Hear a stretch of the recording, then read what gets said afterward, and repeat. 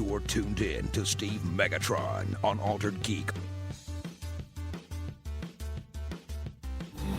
Altered Geek. Get altered. Geek. Altered Geek. From Star Wars to Star Trek, comics to tech. Altered Geek. Get altered. Geek. Altered Geek. Pull up a chair 'cause you're an altered geek. Hello and welcome to Altered Geek. I'm your host Steve Megatron Phillips, and in this episode of the show, I'll be talking about some other geeky pop culture news. I've been trying to keep it busy with various things related to that, and all the TV, the news, the movies, all of the stuff going on in the geekdom and in technology. I've just been having fun talking about this kind of stuff for a while. I will have hosts again on in the near future. I'm just trying to nail down some key features I want to use when I have hosts and key features I want to use when I don't. I'm still going to be shooting to do this show about twice a week. I'm trying to figure out the semantics of the stats and how often I should release, what days I should release. So if there's like a preferred day that everybody downloads podcasts, I'd be really interested to hear that in the description below or in the comments area. I've been kind of shooting to do like Wednesdays and Fridays. However, with how well the Wednesday release was doing last week, I pushed it to this week rather than Friday. And so this week I'll have double episodes rather than the next week, or it just kind of depends on what topics I have coming up. The other thing is if I'm going to have somebody on that's not going to be high energy or swearing a lot, I really am not into the whole having to censor and edit people anymore. So I would just prefer not record with those people. And it's not like it's terrible. It's not like it's, I have this thing against it. I just personally don't want it in my show. So I've been trying not to do that lately. And as well as if I don't have energy, I'm not recording on that day. I've just been recording on days that I have the energy built up. And the wellness of mind, I should say. Because I don't want exhausting yawns or anything else showing up. So I have been doing a lot of other stuff in regards to school, in regards to the TV stuff, in regards to just a lot of website background stuff that I'm kind of getting into and learning. There's going to be a lot of new content and new structuring with Geekcast Radio. I am going to be bringing back a lot of the old archive content. I've figured out a way to do this and not put a taxing on the server. So time will tell on that. Unfortunately, all the original comments are gone.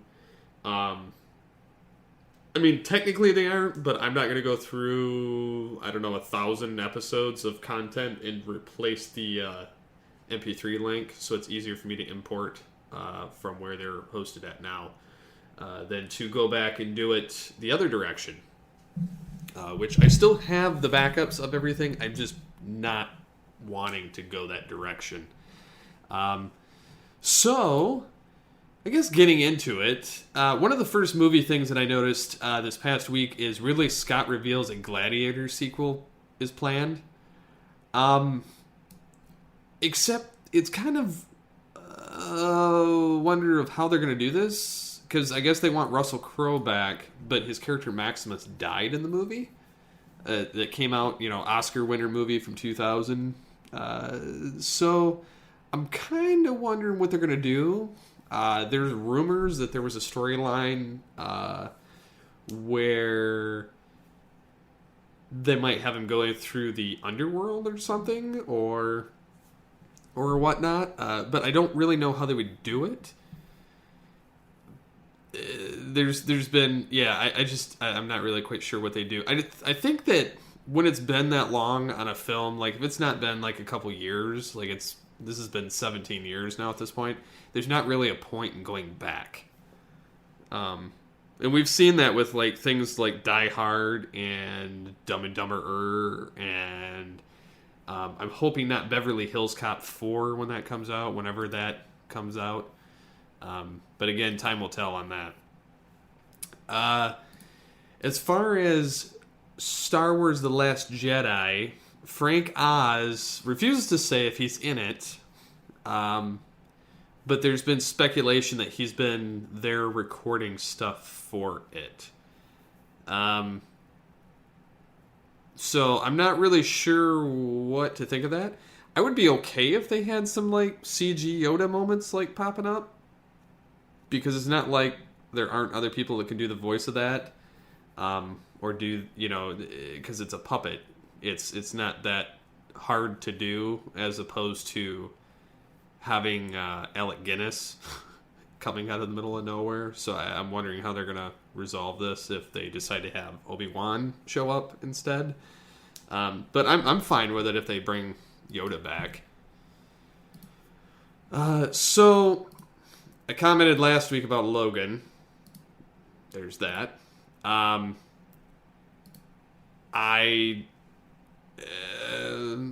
It's such a great film. If you haven't seen it, go see it. Speaking of another superhero-related content, Powerless, I guess Adam West is going to guest star soon. And I'm fine with it.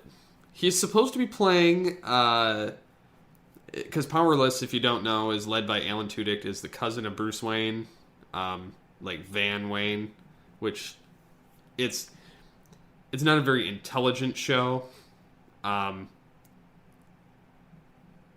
But it's fun. So with that being said, it's not bad with the Easter eggs that they've been throwing in there, but it's saying that Adam West, you know, the original Batman from the 60s, will be coming back as Dean Wayne, the chairman of Wayne Industries Board. So it's saying, following an attack on Gotham City, Wayne Industries has to make some cuts, and Mr. West visits Charm City to deliver the bad news to Van and Emily. Will the dynamic duo of Van and Emily be able to save the team at Wayne Security, or are Charm City heroes destined for the unemployment line? So it says West has already provided the voiceover for a Powerless promo, so it says that they're doing it as a fun way of bringing him back. So it's billed as a DC's first comedy, but yeah. So I mean, I'm fine with it. It would be kind of cool. I guess there's been talks that the producers already have a plan to bring Grant Gustin, the Flash, into Powerless. But yeah. So I guess they're trying to do it because maybe ratings? I'm not really sure, but it says if West cameo doesn't help the show, they think that an Arrowverse crossover could do it. So, but yeah, I mean, I'd be okay with it, but I really don't see the point. What I really want to see on TV right now is a live action Batman. That's what I want to see. I know Gotham is kind of the prelude to that, but I want to actually see a fully fledged Batman on TV and stop giving me like rehashes of things that would happen in Batman's universe for Arrow. That's what I really want to see. So EA had this special going on. I think I talked about it on last episode, but I'm not entirely sure. But about their Battlefield 1 new expansion coming out. Will be coming out this week, or has come out this week. Which is called They Shall Not Pass. It's the first of the expansion premium pass, which you can still get for $49.99 with the deluxe edition embedded in it. So I was looking through the maps because it's French maps. The new maps are Verdun Heights, the opening barrage of Battle of Verdun created massive forest fires, in which players will fight for domination. It's an uphill battle towards the massive fortress of Verdun. Grinding struggle where the artillery never stops, and the Devil's Anvil continues to consume even the bravest combatants. It looks like kind of a rehash of one of the other maps, except it's all like fiery instead of not. It's still got the little bunkers like centralized all over the place.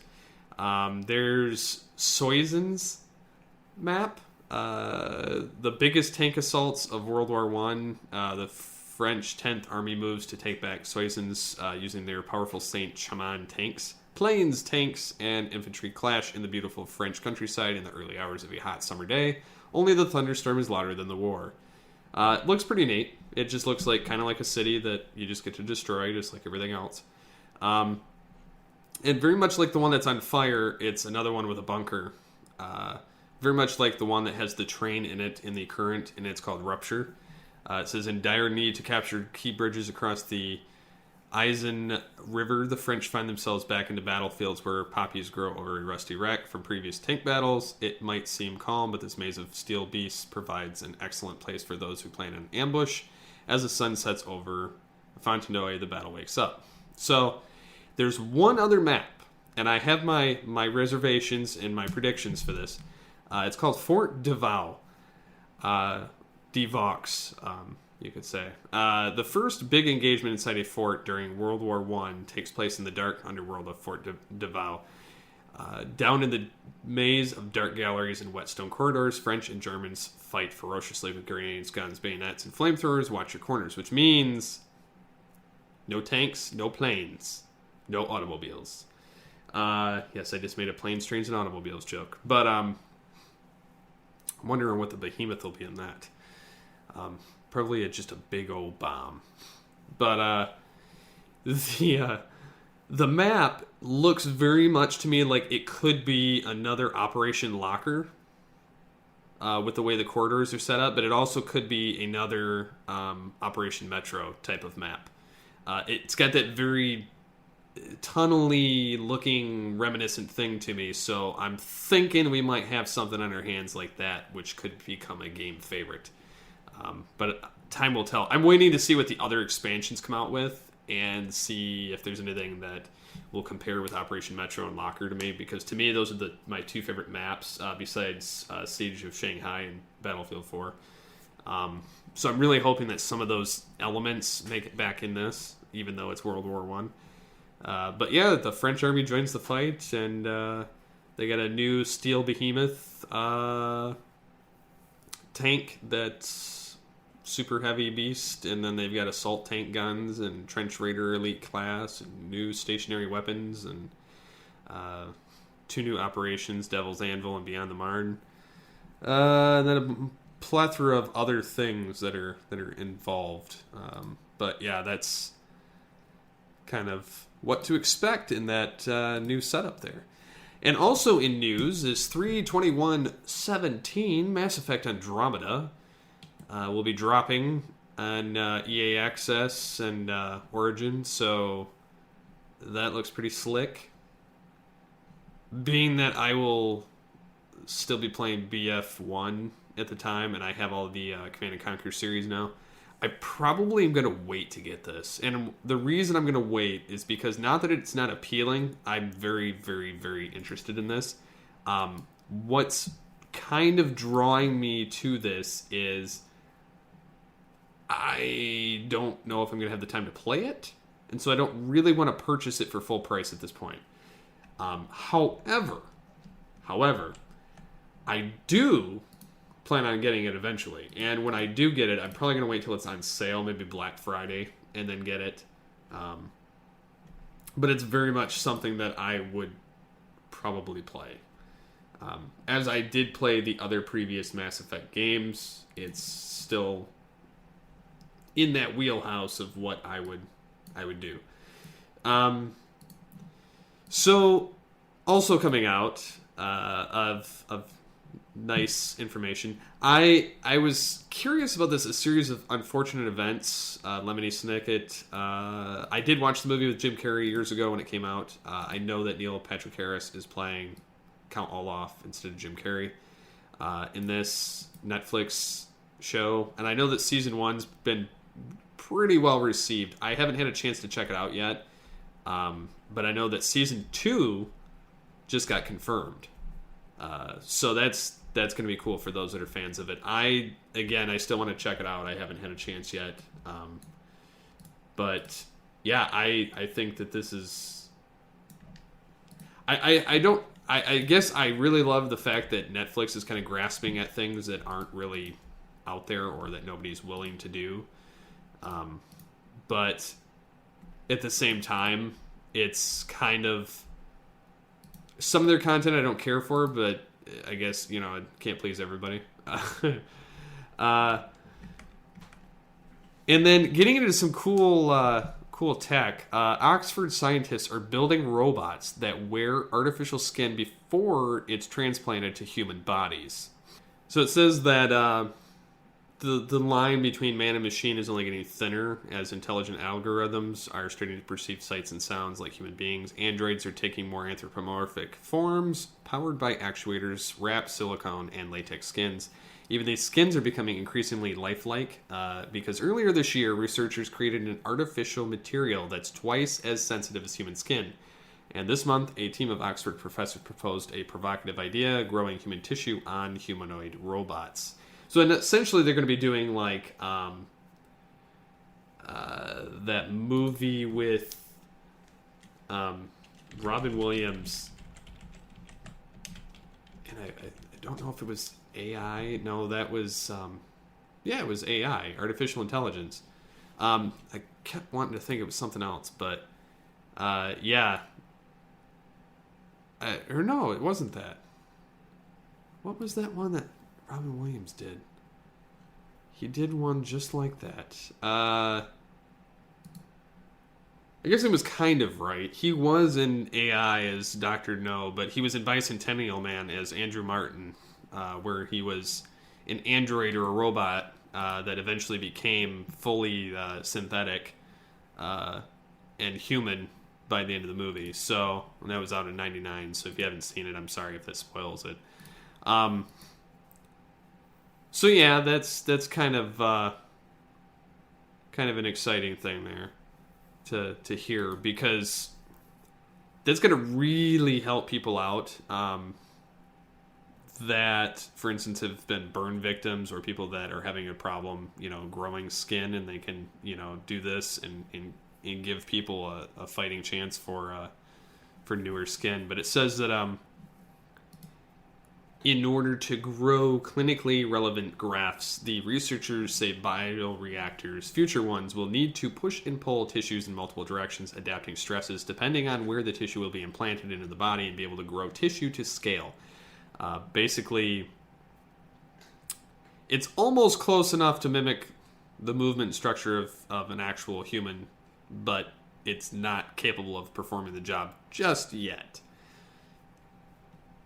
There's a lot of medical applications that a lot of this science can do, which will be nice in the near future, but again, it's something we'll just have to wait for, I guess.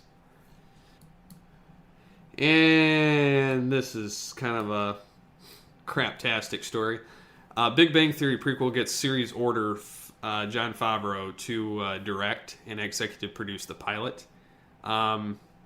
So it's going to be called Young Sheldon, with a straight-to-series order for the comedy that will focus on the life of the young Sheldon Cooper. I don't know, and I know a lot of people give the show a lot of crap. They're describing the comedy as Malcolm in the Middle, but with a young version of Sheldon.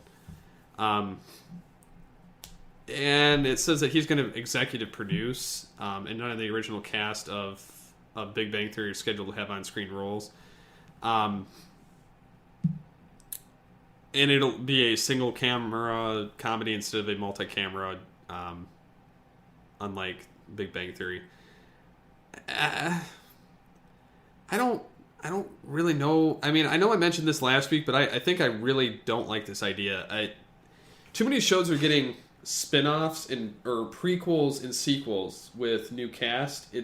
Why don't they just create a brand new show and graft it around those new characters rather than doing this? Like, if you're going to have a revival, like The X-Files, and it was a revival. It was short. It was a revival show. Prison Break, revival. 24, revival. And then they're still going back to, like, the next generation, basically. I don't think every show needs the Star Trek treatment when it comes to a sequel series. And I think that that's kind of holding true a little bit. Like, I understand that it's the big payoff for Chuck Lorre, since, he was dependent on 2.5 Men when it ended. Now this is, his mainstay here. A couple of my friends on Twitter, because I was like, no, please no. They were like, I guess the TMNT theme, Teenage Mutant Ninja Turtles from '87 theme song wasn't bringing enough royalties to him. And I just couldn't help but chuckle.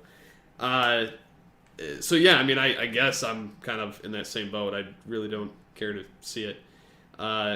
And Tim Silvers even says, agreed, I'm of the same opinion about a Han Solo prequel. I just don't care. Do something new. Because I said, in terms of the Sheldon thing, do we honestly need a prequel? Make something new. And I guess that kind of applies with anything. Like, what would you guys wish that they didn't reboot or have a sequel or a prequel to, and just do something original? Because I know that it's been happening a lot lately, and we've been getting a lot of the same stuff just kind of crammed down our throat. And it's not even like the superhero fatigue necessarily, because like a little bit of that's come through too. But I kind of wonder, in general, if we're just getting too much of the same stuff thrown down us. I don't know. I would love to hear what you guys think on that conversation there. And then of course the new Transformers: The Last Night, trailer drops with the girl giving her remarks about running like a girl and this like a girl, and it's like, okay, whatever. I see they're trying to get that demographic, which is fine, and there's nothing wrong with it. But like the way that they're playing this trailer, it's kind of almost pandering. But they're making this girl to be the new hero. Which I'm kind of fine with, because like the male heroes we've had for this series kind of suck, so I'm perfectly fine with it. But the funny thing is the description for the film of The Last Night. It says the key to saving our future lies buried in the secrets of the past. And I said, now just go with me on this. And I said, Transformers: The Last Night is essentially Beast Machines. Because you have two warring factions. I mean, it's almost like Machine Wars. You have, like, beasts and you have, robots. And you have, like, Unicronians. So, I mean, it's kind of weird. But it's almost like Beast Machines in that sense. And I made the comment about... Because the Last Night says the key to saving our future lies buried in the secrets of the past. Well, if Beast Machines, it was the seeds of the future lie buried in the past.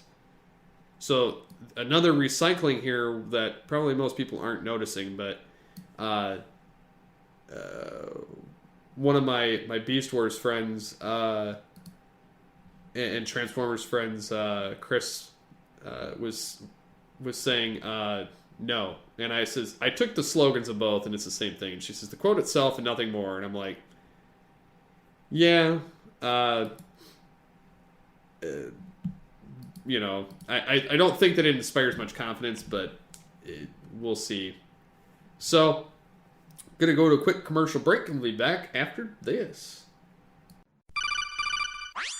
Do you want to interact with the show? Well, you can get a hold of us in the following ways. You can email us, feedback@alteredgeek.com, or you can fill out the form on the website on alteredgeek.com. You can also get on the episode post on alteredgeek.com and make your comments there. You can, of course, get a hold of us on the social media, Facebook @AlteredGeek, or on Twitter @AlteredGeek. And, of course, you can find the show on the following locations. You can get it on iTunes, on Google Play, on Stitcher, and on TuneIn, Blog Talk Radio, as well as alteredgeek.com. And now, back to the show.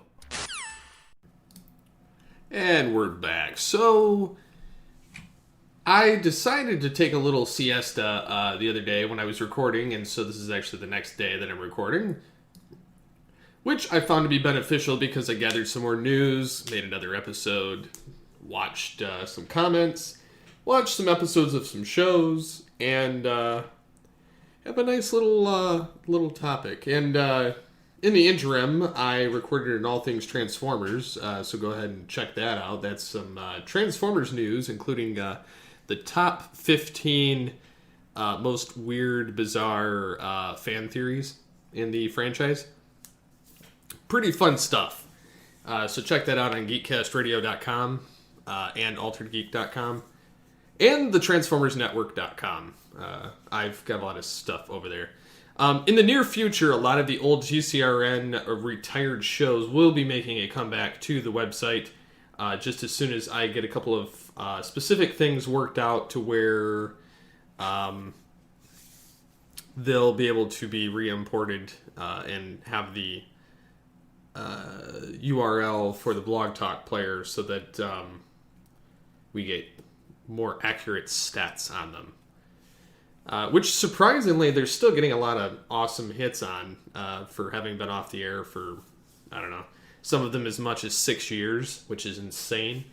Like The Beast Unleashed and Tooncast Classic. Man, 6 years ago. Time sure flies, man. Tell you, I've been doing this podcasting stuff since 2007?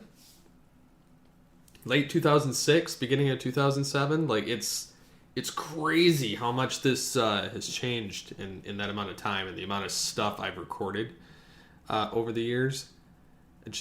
I can't fathom it. I've been doing this over 10 years now. I don't know, it's just nuts. Funny thing is, both of my hit shows that I've created started in August of their respective years. All Things Transformers started in August of 2008. The very first Saturday of 2008. And funny enough, the very first Friday of 2013? Yeah, 2013, I created this. And unfortunately, in this instance, the original host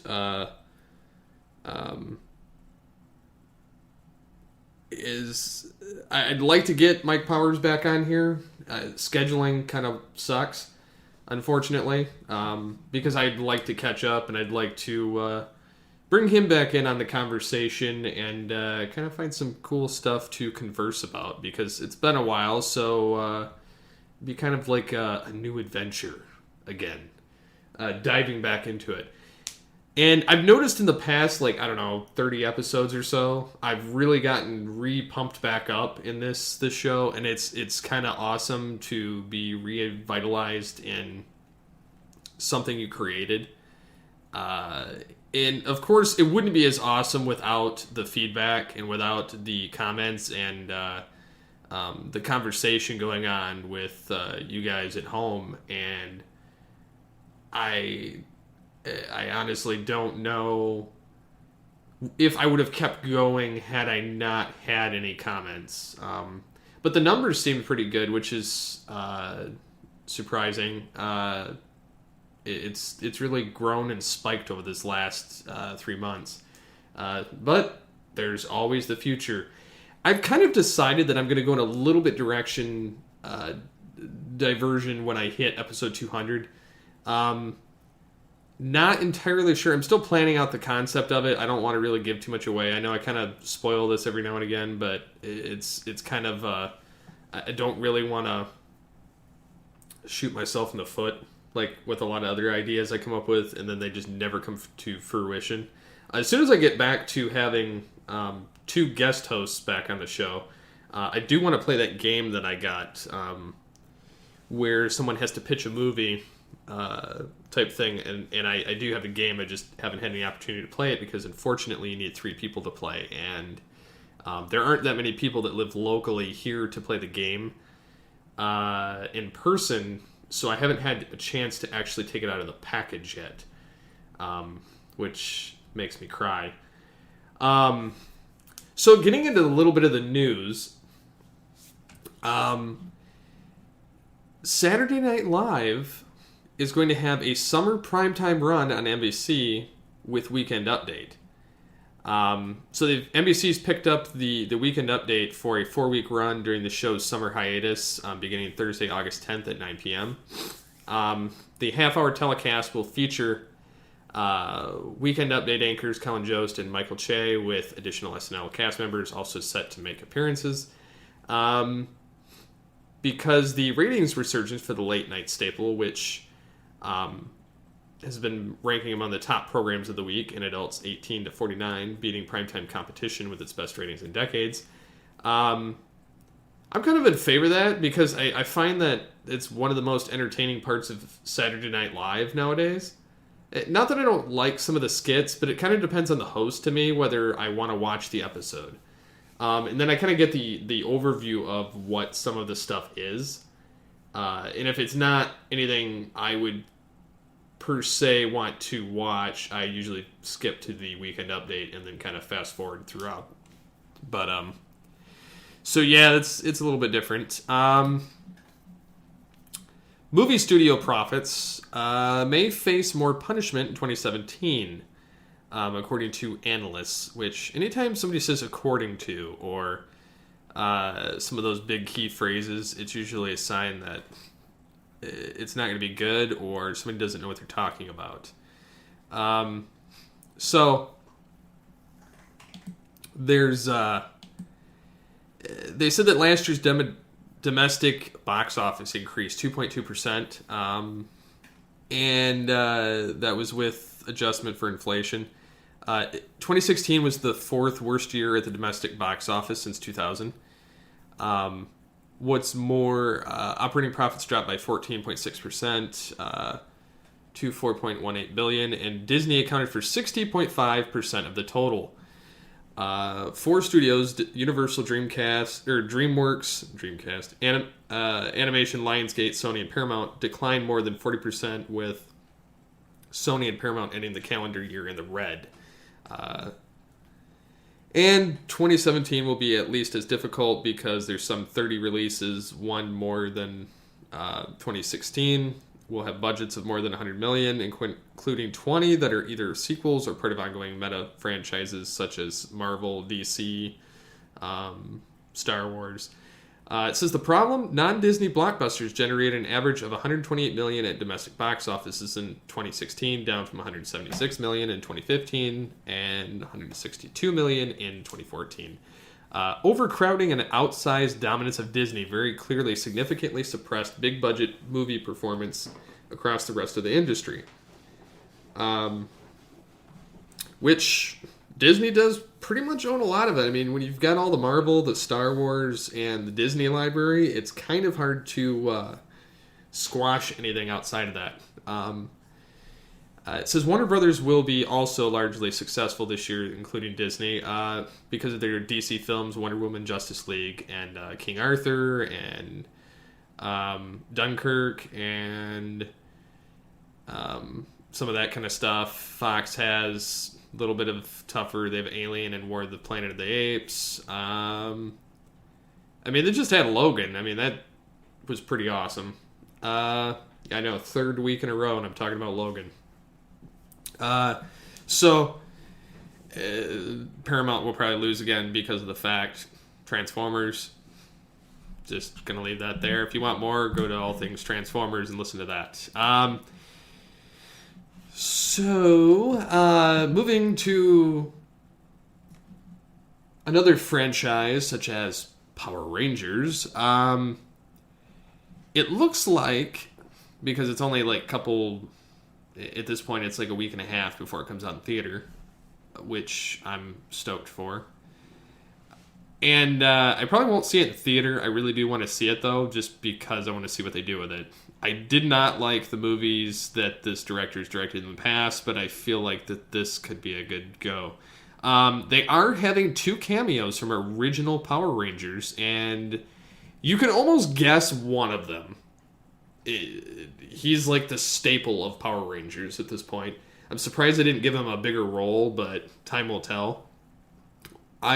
There's rumor that there's going to be a mid-credit teaser for the next film featuring a new Lord Zed and a Green Ranger. While it's been spoiled before by Blake Foster, Turbo's Blue Ranger, hinting that Jason David Frank was part of the Power Rangers movie, and Frank denied it. He is playing cameo role number 1, and Amy Jo Johnson is playing cameo role number 2, who recently interviewed the cast. which kind of is fitting that the two of them are doing it. But yeah, it's cool to see two of the originals. Apparently none of the other ones were asked to return from the alumni of the original. So yeah, I mean, it's going to be kind of cool to see what they do with it. Another nice little thing that I noticed and I didn't realize had happened, and I think I may have read this at one point, but I'm not entirely sure. Microsoft disabled every older version of Skype for Mac and Windows. It says by March 1st.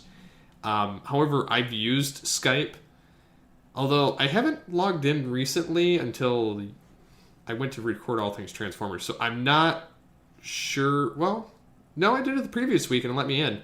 Anyways, I went to go record the episode and I thought I would load stuff up early and it would not let me log in.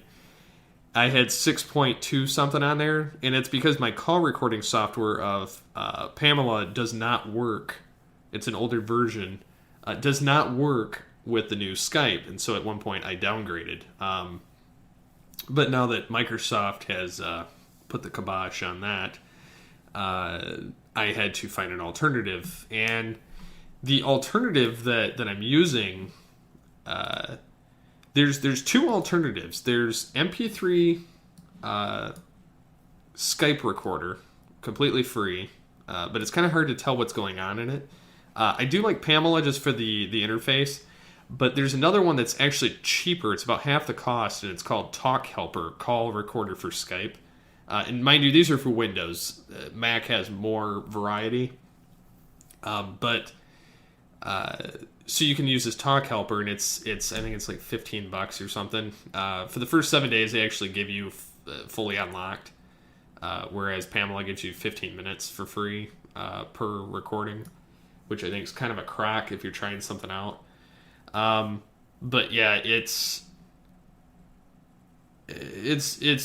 actually very much like Pamela, but it's for it's cheaper. So I'm going to probably buy this as soon as the trial runs out in 6 days. And I actually do kind of recommend it. It's very much like Pamela, except Pamela crashes a lot more. And I haven't had any issue with this program so far. So there is that benefit. But yeah, I was not aware or didn't care to realize that they were killing every version of Skype until this point. So,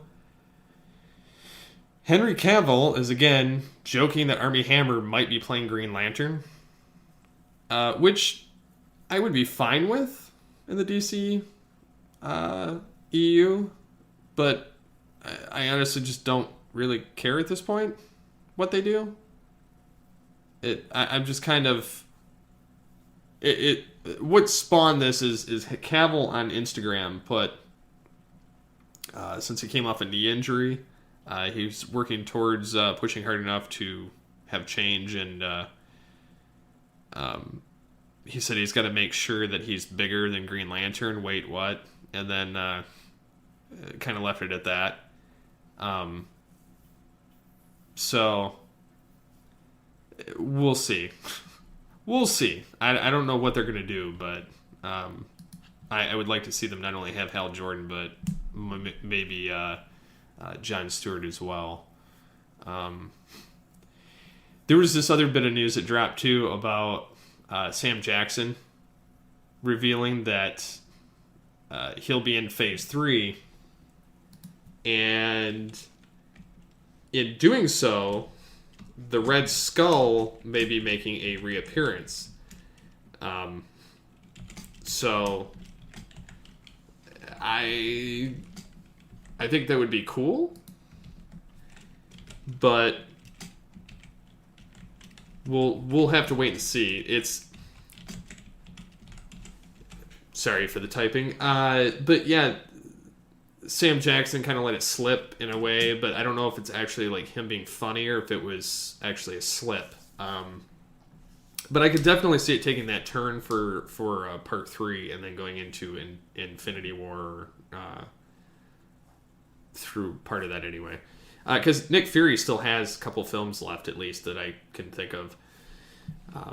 And then unfortunately, the Batman, is reportedly getting a complete rewrite. I know, right? Like there isn't enough problems with this movie. So it's looking like they're going to go...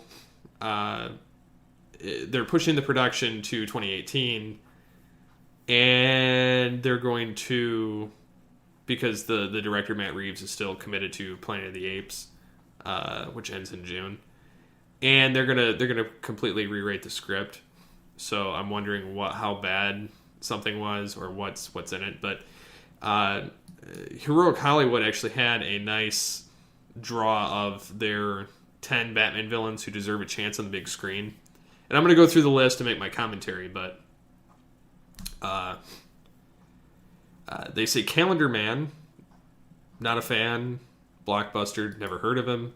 Firefly, I could see that. That would be a little bit different and something to mess with. But again, it's not too intellectually. It's just another almost like BBS in a sense. Lady Shiva, okay, that'd be like a League of Assassins almost. Professor Pig, pass. The Ventriloquist could be interesting. Black Mask, more interesting. Clayface would love this, actually, because this would be it would give them an excuse for the CGI and kind of give them more of a detective element to it, that he would have to figure something out and kind of do more digging to kind of get into this. Hush, another one, good choice. And then their number one is Dr. Hugo Strange, which, again, I could get behind that as well. So, I mean, I think they're all pretty solid choices. And this is another one that I have a little bit of pet peeves. Injustice 2, microtransactions detailed, level boost, premium skins, and shaders. So, like, it shows, like, Harley Quinn with multiple costume aesthetics. Same thing with, like, Robin and other characters. I'm not a fan of microtransactions. I am an idiot that took part in that in the Earth Wars Transformers game, and it's only because it was Transformers. But at the same token, I honestly hate it. That's the only game I've ever dumped anything into, and that's probably the only game I'll ever do that with. Unless they had Beast Wars Megatron and the new fighting game that's coming out for Transformers for the phone, but time will tell on that. Disney and Capcom announce the Disney Afternoon Collection. 90s, and it says it's all the old Capcom Disney games. Well, not all of them anyway. It's like Darkwing Duck, Tailspin, Chip and Dale, and DuckTales. It's a $20 bundle, 8-bit Glory Days, all new modes to take advantage of. Available for PC, Xbox One, and PS4 on April 18th. I think there's a lot better stuff from the SNES they could have pulled from, honestly. But yeah, that's about going to do it. I will do an update next week on my tech gear that I have, because I've had a chance to use it all now. So yeah, we'll have fun with that next week, because I'm hoping to have a host on. So we'll see what happens. So until next time, get altered, get geeky with the Altered Geeks.